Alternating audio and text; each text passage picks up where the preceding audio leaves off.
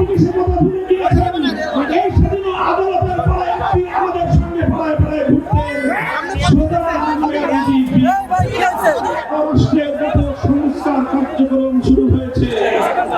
এই সংস্কার কার্যক্রম চলাকালীন সময়ে বহুত্ববাদের মতো বিতর্কিত একত্ববাদ বিরোধী কোনো কনসেপ্ট মানুষ গ্রহণ করবে না। সংবিধানে আল্লাহর উপর অবিচল আস্থা এবং বিশ্বাসকে পুনর্বহালের দাবি করেছি। এই দাবি বাস্তবায়নের জন্য আগামী দিনে হেফাজতে ইসলাম বাংলাদেশ কঠোর কোনো সিদ্ধান্ত নিতে হলে হেফাজত সেই সিদ্ধান্ত নেবে ইনশাআল্লাহ। পরিষ্কার ভাষায় বলি, ডক্টর ইউনূস সাহেবের সাথে হেফাজতের কেন্দ্রীয় নেতৃবৃন্দ অনেকবার সাক্ষাৎ করে বিনয়ের সঙ্গে আবেদন করেছি আমাদের জীবনে ফেসিলিটি আমলে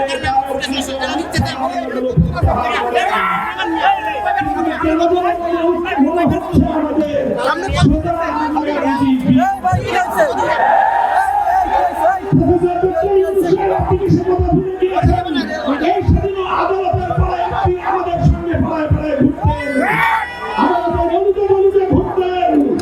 আমরা পরিষ্কার ভাষায় বলছি, আগামী 2 মাসের মধ্যে যদি হেফাজতে ইসলামের বিরুদ্ধে দায়েরকৃত মামলাগুলো প্রত্যাহার না হয়, হেফাজতে ইসলাম বাংলাদেশ সে মামলা বাতিল করার জন্য যা করতে হয় তাই করবে।